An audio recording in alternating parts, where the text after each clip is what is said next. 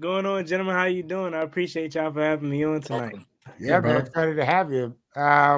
We just got through watching the Ron press conference from today. I don't know if you got to see it or not, but basically we were just kind of giving our thoughts on the Jack Del Rio firing and Ron now kind of taking over the play calling duties. Your initial thoughts, Juan, on the big news coming out from yesterday? Yeah, so once I heard that Jack Del Rio was fired, to be honest, guys, it didn't move me at all. I felt as if I was gonna have a real reaction to it. It should have been something that happened a couple weeks ago when we still had a chance at potentially flipping the season around. But at 4-8, it really doesn't move me. It just screams to me like the ownership is now stepping in. I don't think this was a Ron Rivera move at all. If it was up to Ron Rivera, he probably would ride out with the rest of these guys the rest of the year. But it was an ownership move. That's what it seemed like to me. And as far as Ron Rivera taking over play calling, I mean, I don't know. Ron hasn't called plays since 2019. I don't know what to expect. I will say it gives me a reason to want to watch Sunday to see if there is a difference in the defense. But as far as expectation, I mean, we still have the same players out there, right? I'm pretty sure it's still going to be the same kind of scheme because you can't change it over, course of a week. So, I mean, I'm not really expecting much difference, but who knows? Maybe he can provide some type of boost to this defense that was lacking. Juan, when did you get started with the YouTube channel? So I got started with the YouTube channel. I would say my 2019 year is when I started uploading kind of consistently. That 3 and 13 year, it was pretty dreadful, but what a time to start. But I would say that was the year, right? That was the year that I kind of got started with it. Is the roster better now than it was then? Oh, by far. I mean, guys, we were talking about Robert Davis being our wide receiver one during those times, man. It's by far better than where we were in 2019. Now, is it good where it should be in year 4 of Ron Rivera? Not as quite, but it definitely has got better over the years. Adam, it's crazy. It feels like without even trying, somehow they went from the defense being the strength of the team to the offense being the strength of the team. And I don't think that's just because they jettisoned two of the better defensive players on the team. It just happened that way. It's odd because they've been drafting defensive players. Yeah. I mean, was it like 7 first rounders on that defense or something like that? That's close. And then the defense is not performing as well. We shipped off 2 of our first round picks. So, I mean, it definitely is disappointing. I think it is a big part of the scheme, but also we got to look at the players that we drafted. I mean, Jamin Davis, looking back on it, he was supposed to be really a 3rd round pick, and I don't think they redrafted Jamin Davis if they had to do it over again. Chase Young, I mean, I'm not going to sit up here and act like I didn't want him at the time.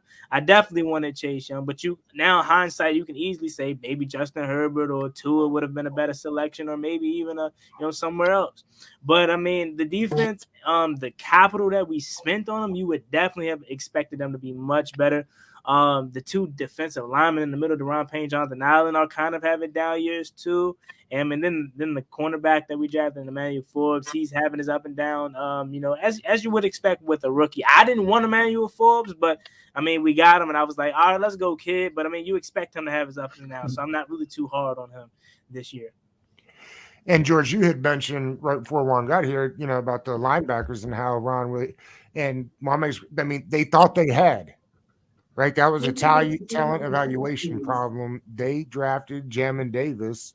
Yeah. And he was that next Luke Kuechly type guy to slam in that defense, and he was not. The team is back because 2 picks later, George, is Christian Darrisaw. I was just about to say that. So the team seems to outthink itself, right? They kind of have a little bit of an arrogance to them. They feel like, you know what, like, I don't care about consensus sports. I don't care what the experts say. We're going to coach them up. We're going to pick traits and potentially develop them in that regard. And they've done it for a couple of years now. Like, I know it's kind of I'll say it. I know it's kind of provocative, but it's like they kind of reached on Jamin Davis. As Juan mentioned, I saw early 2nd rounds, kind of what I saw for Jamin Davis, took him in the middle of the 1st. Emmanuel Forbes, early second round, late first. We got him in the middle of the first round as well. Jahan Dotson, same thing. I like Jahan Dotson. I think he's actually a pretty refined player. He was supposedly going to be late first round, early second as well. So they tend to pick players that potentially character and high quality guys and good people, but they don't necessarily go for the home run, the highest quality player. Like yesterday, over the weekend, I saw Kyle Hamilton, shining on the Baltimore Ravens defense. We saw Christian Darrisaw having a great year. My pick for that Jamin Davis year is Christian Darrisaw. I wanted him, right? My second pick, Jeremiah Wusu-Karamoa, right? He was balling yesterday too. You're seeing these players ball, and it's like, you don't have to outsmart yourself. It's right there. Everyone's saying he's a good player. There's pro scouts across the nation that are giving you feedback. Take it with a grain of salt. I mean, I guess everyone's paid to, and they kind of want to follow their gut. That's the fun, the thrill of the game. But at the same time, sometimes refer to the crowd. I think that's what happened over there. The team could have had if they'd have just done the Steelers draft. Think about what this team would look like right now if you had Roderick Jones and Joey Porter Jr. on the team. Yeah, If those were your first two picks, and that's the problem. They have messed the first two picks up for the entire time. And after the Ron Rivera era, and George, we kind of talked about it. I don't have a problem saying it.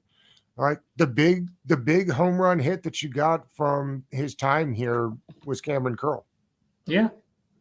And I'm not so certain that, I like Cam Curl, but if that's what if that's the guy you're hanging your hat on after 4 years, then y'all didn't do it right. And they still don't resign. And during his time, he still doesn't resign. Extend him. It doesn't say a lot about him. You know what I mean? Right.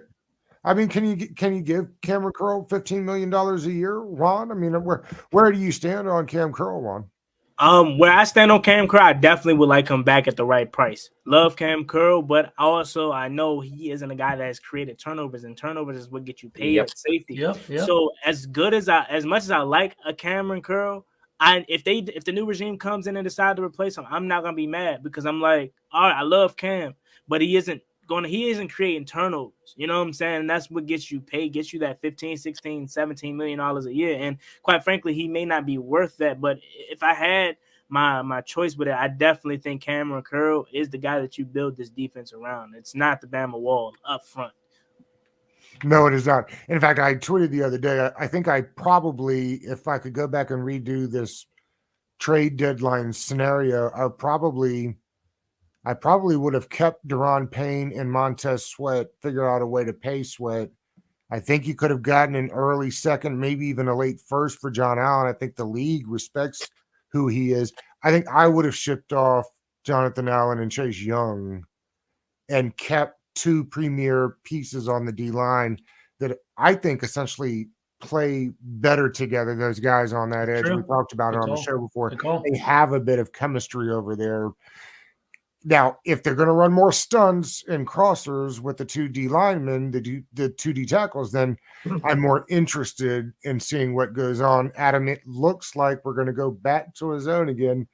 Again, we have talked so many times on this podcast about how the coaching staff gets forced into doing the right thing. They always play better in zone. They have basically drafted zone players.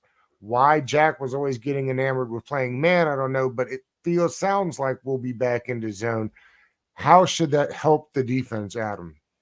I think that, and again, maybe I'm just a little optimistic. I think they'll, exactly like Ron said, try to create more one-on-one situations, and having a guy like Cam Curl have a bigger role, maybe down in the box. I'm envisioning that, but I'm envisioning maybe them moving around some of the guys, if he's going to do that, that Cinco package. I don't know if you can do that against Miami. It's kind of risky, but I think that they're going to look to do a lot more pre-snap movement to create, stunts, things like that, twists, things like that. They can really get things going. But I just don't know if Ron is savvy enough to, go toe to toe with an offensive coordinator, because it's not just about calling plays.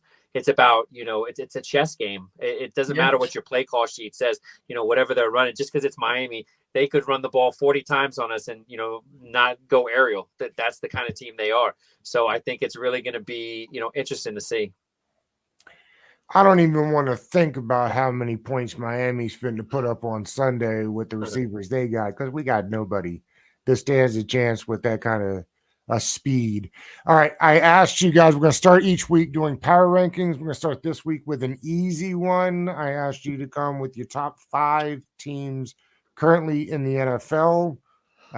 George, let's start with you. All right. My number 1 overall team, the Philadelphia Eagles, man. I hate to say it. They're scrappy, man. They can win. They win ugly. They win big. Jalen Hurts he's pretty strong at determining when to run and when not to run. He knows how to use Devontae Smith and AJ Brown, DeAndre Swift, great strong running back. I mean, they're a well-balanced team all the way around. They can win in multiple ways. So the Eagles altogether number 1. Number 2, this one's kind of tricky. I don't know if I should be provocative or I'll be provocative. Screw it. Lions, man. I'm going Lions number 2. I like it, man. I think they have a really well-balanced team. They have a strong David Montgomery's a power back. Jameer Gibbs is a nice little scat back option. They have a pass rush with Hutchinson. Jared Goff's pretty strong. They're a pretty solid altogether team. Talk about crushing the draft, George. They had my dream draft. That's a draft that I wanted Washington to have. And Brian Branch, Gibbs, Campbell, they're all pretty solid. So I like that. If I wanted to go chalk, I would have said Kansas City Chiefs number 2, but I'll move them down to 3. You can't beat Mahomes and Andy Reid. They're a solid one-two punch. The only thing that Kansas City has a chink in the armor, man. Their wide receivers aren't that strong, and they drop the ball. I'm just worried about clutch crunch time for them because I feel like Mahomes can uplift the team, but can he do it throughout the playoffs with bad wide receivers? Number 4, San Francisco is a solid team. I think they're still peaking. Kyle Shanahan's a great guy. Offensive coordinator, McCaffrey strong. They're loaded across the board. And then 5, maybe this is cheating. I have a tie. I have the Ravens and the Dolphins is what I have right there. I think the Ravens are a pretty solid altogether team. I think Lamar Jackson's starting to become unleashed a little bit. He's getting more control of the offense. I like that. The only problem is, for some reason or another, he can't do it in the playoffs. They've been losing in the playoffs. I'm kind of curious what happens there. Dolphins. I told you when they got used to that Todd Monken offense that the Ravens were going to look totally different. They do that. Keaton Mitchell's starting to come on strong, starting to become an explosive running back. They have a solid defense. I actually would put the Ravens above the Dolphins because I think the Dolphins have a great offense, but offense doesn't travel that well. And if you go in, Kansas City during the wintertime, or if you go to a different place, they might be stopped. So I think the Ravens are more of a balanced team than the Dolphins, in my opinion. All right, Juan, who you got 1 through 5? All right, guys, don't shoot me for this, okay?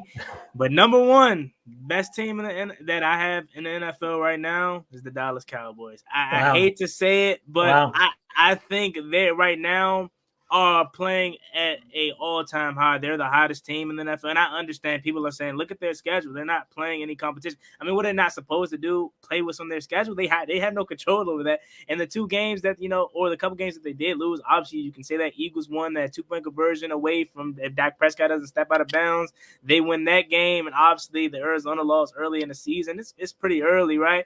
And then that 49ers one was pretty bad. That was like the only time they were at an all-time low. But other than that, they've been clicking on all cylinders. Offense, Dak Prescott, I mean, has he thrown his name in the MVP hat after that performance on Thursday? They've been really good, and I think that defense, obviously, with Dan Quinn, we don't have to talk too much more about Deron Bland. I'm just glad, and I hate seeing people get hurt. I don't like anybody getting hurt, but I'm just glad Trayvon Diggs isn't out there to help Deron Bland right now. They have 2 studs for the near future, and you just look at that and like, man, not only do we have to play against that twice a year, but, man, I wish we had something like that. So I think right now, I'm going to go Dallas Cowboys, best team right now. Number 2, I'm gonna go with the Philadelphia Eagles. I kind of feel like the Eagles are like I don't know if their luck is gonna survive in the postseason. You know what I'm saying? Like, they're so close. And granted, finding a way to win is the name of the game, guys. Obviously, but it's just they get so lucky. I mean, Gabe Davis is a head turned the wrong way from catching a touchdown. Marquez Valdez-Scantling, and obviously, like I said, the Dak Prescott foot being out of bounds. Like, they're getting so lucky, but again, they're finding ways to win. But I don't know if that's going to be able to survive in the postseason. Juan, it's one of the real quick. It's one of the things I like about their offensive coordinator. They find ways to beat teams. Yeah. Right. Like, they're not concerned about doing it the Eagle way, whatever that may be, like every single time. Like, the offense coordinator has them figured out how to win each Sunday, and they go out there and execute that. And if that's winning by 3 or by 30, they've got that mindset. We just need to win this week, and I dig that. Yeah, I mean, but you talk to some Eagles fans, they absolutely hate Brian Johnson. I mean, but you go from him to Shane, you go from Shane Steichen to him. I can kind of understand it, but again, they're finding ways to win. That's all that matter. And at number 3, I'm gonna have to go AFC team here. I'm gonna go with Kansas City. It was kind of a toss up between Kansas City and Baltimore, but for me personally, even though Kansas City doesn't have the firepower that a Baltimore Ravens offense has, for me, I just feel like the Ravens are a little bit inconsistent, or they're just scaring me. Like, they're a team that they should be putting these teams away. Like Chargers, they shouldn't be in the same ballpark as you. You know what I'm saying? But they just don't. They lack that killer instinct for me, and they let teams hang around, and that is not going to be good for the postseason. Especially if some of your division rivals get in this thing, like maybe if Pittsburgh or if Cleveland. I know they're dealing with a ton of injuries in Cleveland, but if they find a way to get in the postseason, I don't know if Baltimore makes. This is their time to strike. If I'm Baltimore, if you don't win it this year, or at least making a Super Bowl appearance, I don't know if you have it in you. So I got the Ravens. Then at number 4, I'm gonna go ahead and go Detroit too. Detroit has been really, really surprising this year. Now, they kind of disappointed me because the one time I actually was rooting for them to win versus the Packers, they let me down. Yeah. But I mean, they've been absolutely amazing, and that's kind of where you look at from wanting to build your team. Dan Campbell came in that thing, and he turned it around. But you let our coach tell it, we're still 4 or 5 years away from turning this thing around, man. But they killed the draft, like you guys mentioned. Sam Laporta, Jahmyr Gibbs, and they have a ton of weapons on their offense, and they're really good and they're well coached. And then at number 5, I think I am going to go. I know you got the 49ers out there and stuff like that, but I'm gonna go ahead and put Baltimore up in there. I still think they are a team on both sides of the ball, defensively, offensively. I feel like they're good, and Tom Monken just came in there and gave that offense new life. So that's my top 5, and I kind of feel confident right now with that. It's a good one. All right, Adam, you're up. Yeah, Philadelphia number 1 for obvious reasons. Right now Jalen Hurts arguably playing the best ball of anyone in the league. But to me, it just comes down to that offensive line. I think if you have an offensive line like that in the playoffs, and then the kind of defense they have, some of the acquisitions that they made, I think that'll really help them when they get to the postseason. So I have them going to the Super Bowl against Kansas City. So of course I'm gonna have them number 1. But number 2, I'm a little higher than most, but the Baltimore Ravens. Not only do I like what they're doing on defense, 2 guys I evaluated coming this season, especially, Keaton Mitchell. He was a guy I really wanted on Washington. When you have guys like that at this point in the season, the young guys, Zay Flowers, if they're playing the kind of ball right now that's sustainable. And I think if you have that defense, you have Lamar Jackson that can always make a play. They're sneaky good right now. But yeah, a couple things go wrong for them, and that's it. They don't really have, although Lamar Jackson is a playmaker, I don't think you can week in and week out, expect him to, beat you through the air. I think if you can minimize what he can do in the ground in their ground game, they're a lot harder to stop. But when we get to number 3, that's where it gets real tough for me, because that's when, I really like the 49ers, especially, the way they've been playing, and, how Ayuk and the other guys have been stepping up besides McCaffrey. But man, Kansas City, it's Mahomes, and not only Mahomes right now. One thing that they've had an issue with is their defense, and I think right now their defense is sustainable. I think arguably better than the offense right now. It's crazy. They're if without them right now, Kansas City is not where they are. We will probably won't be talking about them in this power ranking, but I have them comfortably at number 3. Number 4, that's where it comes a toss-up. The 49ers and Cowboys. Cowboys are playing great ball.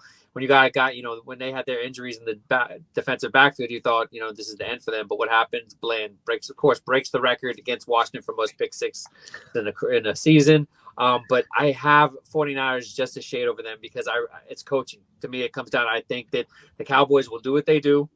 They'll go far, then they'll just drop the big game and they'll just drop the pooch. Dak, to me, he's a guy that you just waiting for him to make that mistake. And even though 49ers have Purdy, young guy, a lot of mistakes could happen. I just really like what Shanahan has going on over there. I think that they can win in a lot of ways. They used to be just Debo, but now there's a lot of ways that they can win in a game. Again, another team with a really good offensive line and, building this defensive line. It's not just Chase Young. They acquired Randy Gregory.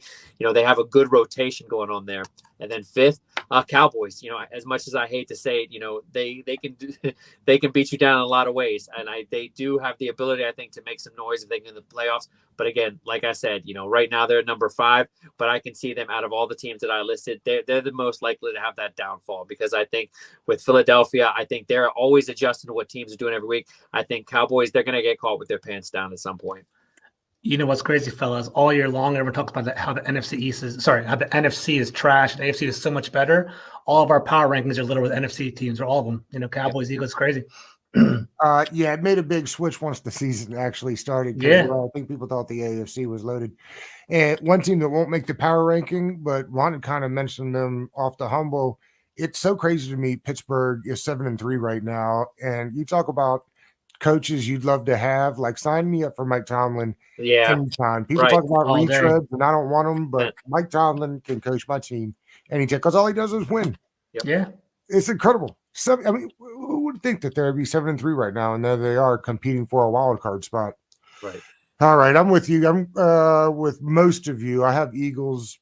I think they're the best team in football right now, and they're just playing games to win. I actually have the Ravens in number 2. George, you had mentioned about defense traveling in the postseason, and what they've got is maybe the best defense of the league. They gave up a lot of assets for Roquan Smith, and this is not me being a Georgia homer, but you can tell the difference that Roquan Smith makes on a defense. Patrick Queen was not who they thought he was. Add in Roquan Smith and Queen's back to playing like a Pro Bowler. So I found that to be very interesting, and I think that works. Kyle Hamilton was everything that we thought he was going to be coming out of Notre Dame. He could have been a commander. He's not. That's the story for another day.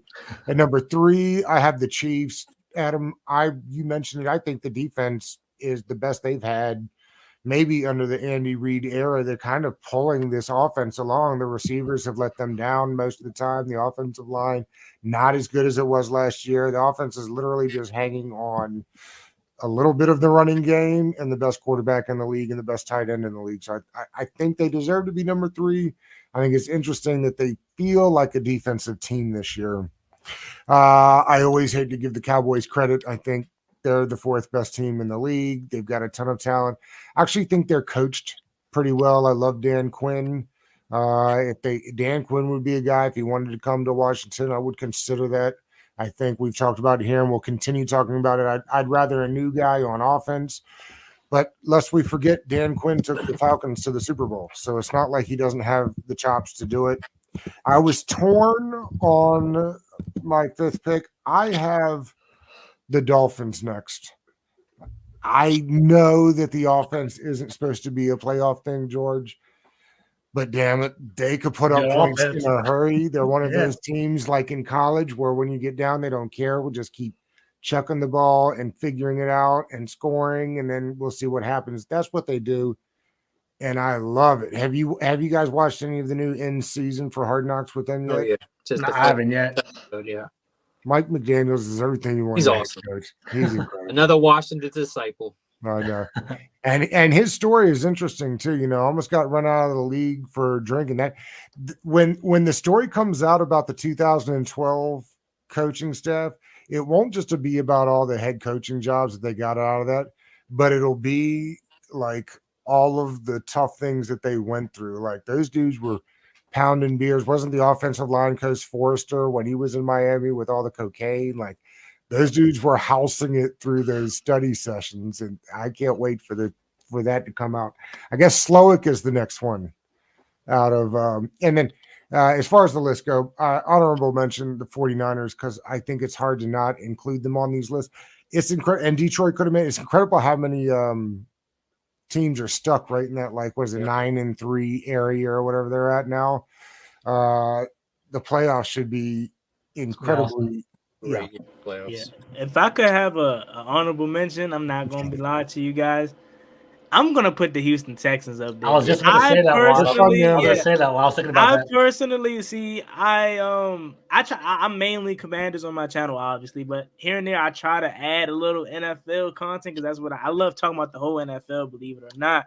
And I was gonna make a Texans video. Like, they locked their playoff spot. They locked it. But then they lost to the Jaguars. I was like, me personally, I don't know if you guys saw that game, but their kicker, He hasn't made one past 50 yards all year long. That's close. I understand it's 4th and 12, and I'm not mad at DeMeco Ryans' decision, but I personally would have put the ball in the hands of C.J. Stroud. He has been amazing, and I think if the Texans get in the playoffs, they're going to be scary. Now, I don't think they're going to be able to obviously win a Super Bowl or anything like that because they're still super young, but man, Tank Dell and C.J. Stroud is going to be so fun to watch for the years to come. So my honorable mention, give me the Houston Texans. Yeah. And Adam, we talked about this before or around the draft time. It was interesting. Guys that study the tape and do that for a living basically said, here's what we don't know. Are we going to get C.J. Stroud for his career, or C.J. Stroud that dismantled a Georgia team in the playoffs and should have, frankly, had them in that championship game? They bet on the fact that he was the guy that showed up against Georgia, and the Texans have been absolutely right. He's been fantastic. Also, they should switch and make those all red unis their standard. They're awesome. Those things are they're hard, so man. fire. They're fire red uniforms. Mm-hmm. The red helmets. Give me all of those. Battle red. All right, Adam. We'll wrap all these up with our goats and our donkeys. It can be from anywhere you want. Who do you got for this week? From around the league right now, you're saying? Anything you want. Okay, because that's the one thing I didn't. Damn. Yeah, you're gonna have to skip me on that one, Doug. That's the one thing. I'm sorry I didn't get to that, man. No, that's fine. I'll start with mine, goats and donkeys. Again, the refs continue to be the donkeys of the league. Yeah. They have yet to figure out what play callings are and what penalties are. There's no continuity on how they pick those things. So, again, the rest will be my donkeys of the week. And the GOAT for me is the Hogs ownership group. When we started out this podcast talking about, my word of the week was exciting. And that's why they are the GOATs for me. They have moved us from being what the Panthers are now to one of the premier destinations in the league. So thank you, new ownership group, the GOAT of the week. George, what are your thoughts here? All right, so I actually had a commander-centric list, but I'm going to kind of switch it up a little bit now. So I was going to do Curtis Samuel. He had a pretty solid game against a Thanksgiving. Yes, he did. Breakout game. 45-10, losing to the Cowboys. No one really deserves a GOAT in that game, to be honest with you. So I kind of brought it out. So I thought, dude, Josh Allen and Jalen Hurts, man, they balled the hell out that game. It was fun as how to watch that game. Josh Allen's had a lot of turnovers. I think it's 8 straight games with interception, but he definitely played well. He scrambled for first downs. It was an epic game. And Jalen Hurts had an awesome second half. So more power to them. That was a fun QB display right there. I love watching that. Goats, I just keep it Commanders, I guess. Benjamin St-Juste, man, I thought he had a pretty tough game. He couldn't cover Brandon Cooks. It was tough coverage altogether. And I'd also say play calling in regard to like JDR. He was kind of indecisive. Ron Rivera in regard to fourth downs, going for it on fourth down on your own 30-yard line. I see the momentum and trying to keep up with the Cowboys, but not getting that fourth down conversion. It was controversial and basically just losing that, getting sacked, giving the ball to the Cowboys on the 20-yard line, gave away the game. It went from a competitive game to an explosion right there. So there's a whole game. I don't know if you've seen this, George. I forget who does it. It's not PFF, but somebody does like a turning points, a scared meter. Oh yeah, I heard about that. Going for it on 4th and 2 was like one of the scariest moves in the last 97%. I saw that. Yeah, it was cowardice. Yeah, cowardice. Yes. Juan, goats and donkeys for the week. Okay, if we're gonna go all around the league, I'll go with GOAT. I tried to go with a team that won, but I'm gonna just be honest. Go ahead and give me CJ Stroud for GOAT, man. I knew he was going to be good, but I just didn't think it was going to be this soon. I thought that it was going to take some time, but you look at their team, they did a good job, turning this team around, at least offensively. Nico Collins, Tank Dell, Dalton Schultz, Noah Brown. Who expected Noah Brown to go to Houston and really light it up, right? Yeah, so they're doing a really good job, and then they're getting a lot of good rushing attempts out of is it Devin Singletary over there? Yeah, Singletary and Pierce, but Singletary more so, yeah.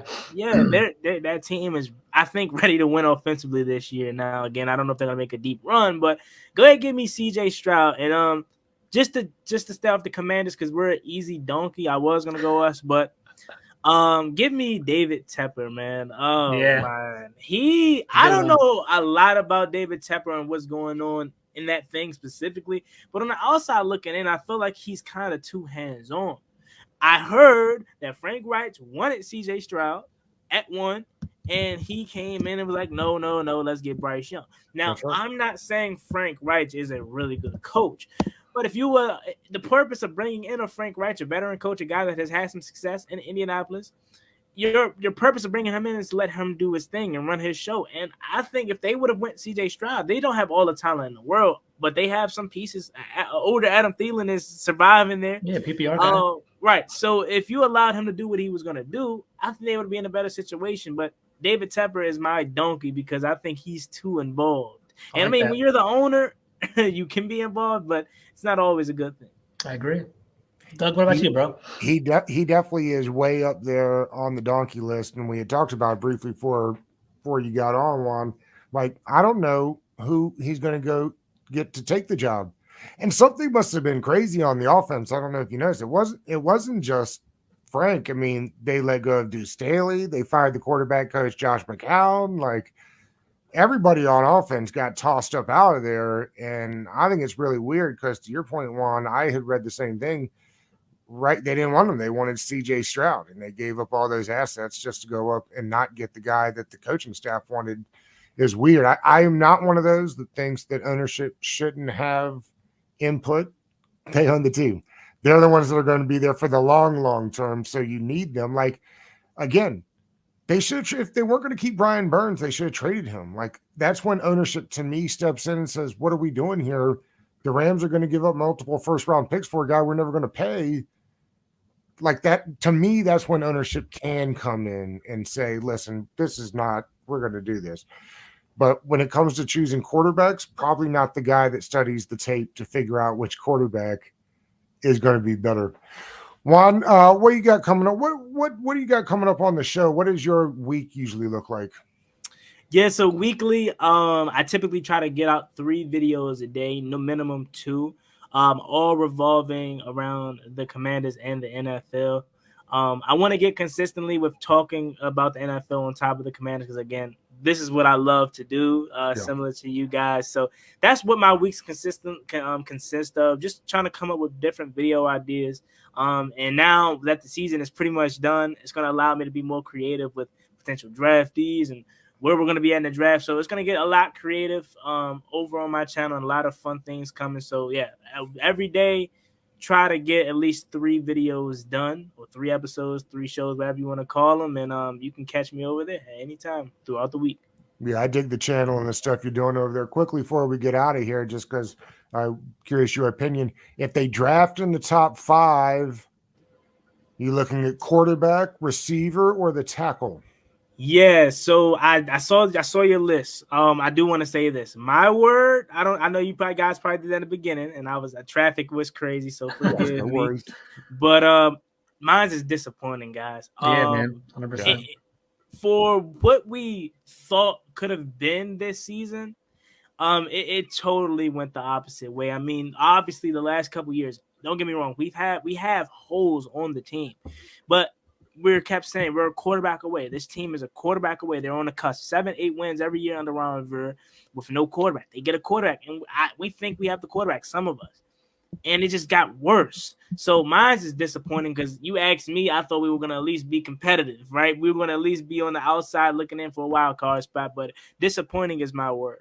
Now, if we're at top 5, I am not looking at a quarterback. I think Sam Howell is the franchise quarterback. I think he deserves to at least get an opportunity 1 year under the new regime, whoever that may be. So me personally, I wouldn't look at quarterback. Now, I know about the offensive line, the Alt or the other guy. I know a lot of offensive linemen. And I personally think we need to build this offensive line. However, if Marvin Harrison Jr. is sitting there at 5, I don't think I can pass up on Marvin Harrison Jr., man. So if we're at 5 and MHJ is there, give me Marvin Harrison Jr. Why? Love Terry McLaurin to death. But he's 28, right? He's at the middle point of his career, and he's going to tail off here at some point. So then your future can be a 23-year-old Jahan Dawson and a 21-year-old Marvin Harrison Jr. who has the potential to be better than both of those guys. So I'm at 5. Marvin Harrison Jr. is there, give me him. If not, I think I'm going to go ahead and give me a franchise left tackle. Either way, feels like they ought to be able to get out of this draft with a blue chip player at the top there. George, I know we'll discuss this at length throughout the rest of the next couple of months and going into the offseason. Absolutely. But it's interesting because it's basically like, do you go the Lions route? They took Penny Sewell in that draft, who has been fantastic. Or, what the Bengals did with Joe Burrow, which was taking Jamar Chase. They had an opportunity to take that premier left tackle, and they really thought, no, we'll take the premier wide receiver. It's interesting the way the league works has kind of changed over the last couple of years, where it's like, yeah, I get protection, but we can run 2-second, 3-second routes and get guys like this open on crossers, and we'll build the rest. It's hard for guys with beards as gray as mine to understand that, but that is kind of how the league is moving, George. I'm with you, man. I'm right there. I think Juan nailed it, man. Obviously, the most logical, easiest solution would be a left tackle. But if Marvin Harrison's looking at you with that Hall of Fame pedigree, with that just dominating every single time at Ohio State, he's that special player. He's one of those special players, like a Jamar Chase type, where he's going to be a pedigree, awesome, all-pro wide receiver for years to come. Having him under 5-year contract with wide receivers, some of the most expensive players in the league, with Jahan Dotson, with Terry McLaurin, we still have right now, I think we're projected a 33rd pick or something. We have like a 33rd. We have like 2 picks in the 30s as well. We can get a second-round offensive tackle. It doesn't have to be the premier top of the line one. We can basically suffice it. So I'm cool with it, man. Marvin Harrison's legit. If not left tackle, I'll be perfectly happy with that too. But sometimes a player is worth reaching for, in my opinion. And I think Harrison's one. Again, if they drafted 5, he may not be there. The draft will be fascinating this year, and we'll have plenty of time to get there. Juan, we appreciate you. I know you got stuck in traffic, but I'm glad you hopped on and finished up with you. And George, of course, we'll see you next week. Absolutely. It was fun, Juan. Peace out, bro. All right. Thank you for having me on. I'm kind of bummed out it's over that quick. Hopefully we can link back up again and talk about this team in Aussie. We'll do it for sure. No doubt about it. Thank you. Still, brother. Peace out, man. Thanks, bro.